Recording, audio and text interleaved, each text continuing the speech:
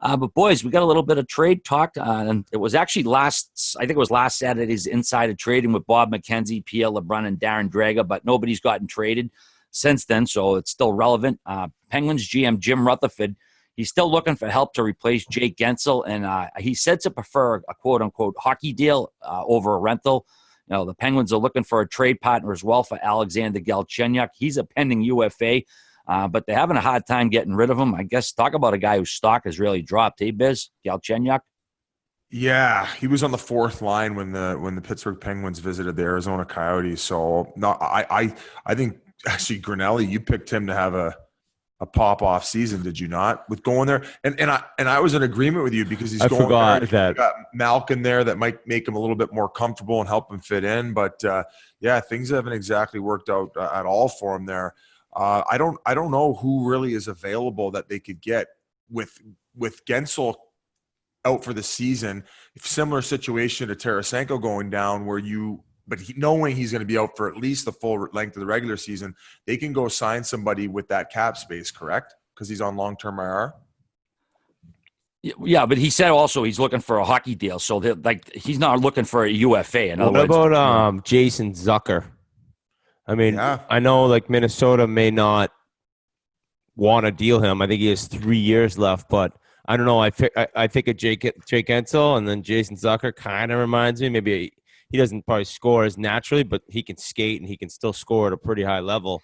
So he in that thinking that Minnie is kind of figuring out where they want to go. I'm guessing he's not a guy they want to get rid of, but when you're in a spot that they are, I mean, they're 7 points out of the playoffs. It's been kind of a struggle. You think that you're listening to any and all offers. That's just one guy who comes to mind. Do you think they could potentially trade either Murray or Jari to get what they want? That would be ballsy. Imagine he trades Murray, yeah. Jari steps in, but he didn't trade Fleury till Murray won a cup or two, right? So it would be pretty ballsy getting rid of him now. Here's a hypothetical for you, because other than that, who do they have to move in order? Do they have any elite prospects that they can use? I don't know enough about their prospect pool. Now, if you had to pick one right now, who would you deal, Jari or Murray? I would probably keep Jari. The way the league goes and how you need these young guys on cheap deals.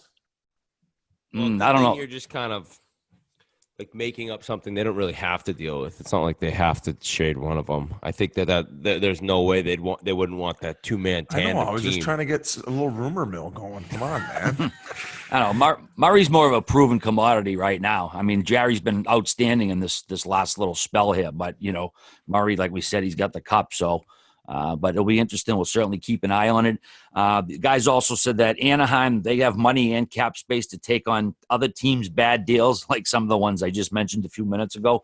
But it's going to cost those teams looking to shed those bad deals. And there was rumor that the Bruins were trying to shop Backes to Anaheim, but basically what Anaheim was asking in return to take Backes, it's just like the Bruins weren't willing to do it because they're asking for prospects and picks, and I don't know, teams just aren't willing to do that. Is that something you would do it if you were a GM? Like, how would you? Well, it's Anaheim saying, listen, we'll take that contract on, we'll pay that money, but we're not doing it just as a favor. Give us something. So you can't really.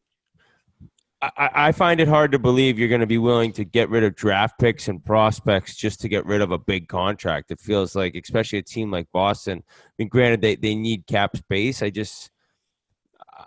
Unless it's a minor deal. I mean, if you have to give up anything of its significance, it doesn't make sense to me. I would say if you're the Bruins, depending on how long you think your window is, getting that money off the books and considering you have Pasternak on such a team-friendly deal, really, I guess everyone, because we talked about how they all buy in financially when it takes to keep in those deals. Like a guy they need to keep around who they might not be able to afford to pay is Torrey Krug, correct? If they don't sign him, I think they're so dumb. I really do.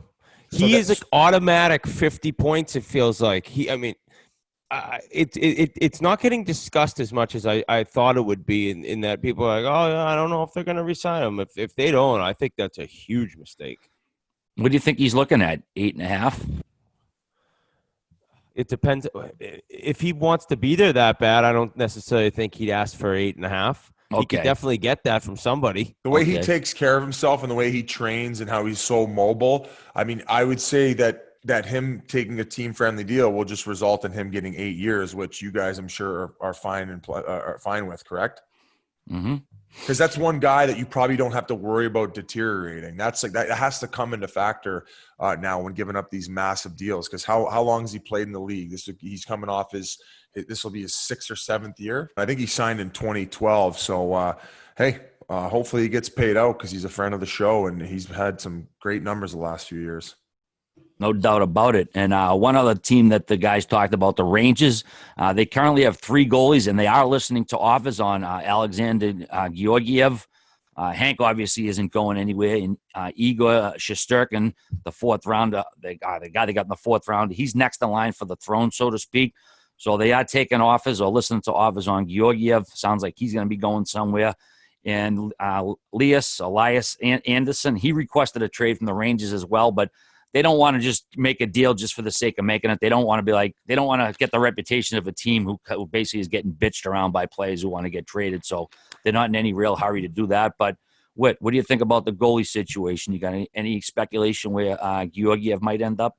I have actually no idea team-wise. It's so tough to guess for me goaltending-wise. I'm not like dialed in as I wish I was. That's why I'm curious as to like find out what makes it so obvious that the other guy is going to be the next in line. I mean, I've seen that Georgiev play some pretty special games, and now granted, if is it Shesterkin? Sorry, Shesterkin, yeah, Shesterkin. Excuse me. So they might know and think this is a no-brainer, but when you're looking at actual goaltending talent that's proven they can win and succeed at the NHL the way Georgiev has in a short amount of time, granted, you got to hop on that if you're a team with serious goaltending questions. And so you think that the Rangers would be able to get a lot from a team, and that's just a position of strength. That's why if you can get depth goaltending, all of a sudden when you figure out who you really want, you go out and fill in all the holes that you need to fill in because you're lucky enough to have a guy that you think's a true future number 1. So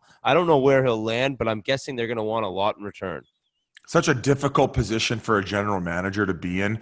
It's very similar to the Tom Brady Garoppolo situation where you have a guy who you know is going to be competent for the next, I would say 2, maybe 3 years in Henrik Lundqvist, but you don't want to give up on who could be the potential next young stud. So you got to guess right, and if you don't, and he goes on to have, a 12 to 15 year career as a great NHL starter, you're looking at like, fuck, man, I gave that up for a guy who's done a ton for the organization, and I kind of had my hands tied behind my back.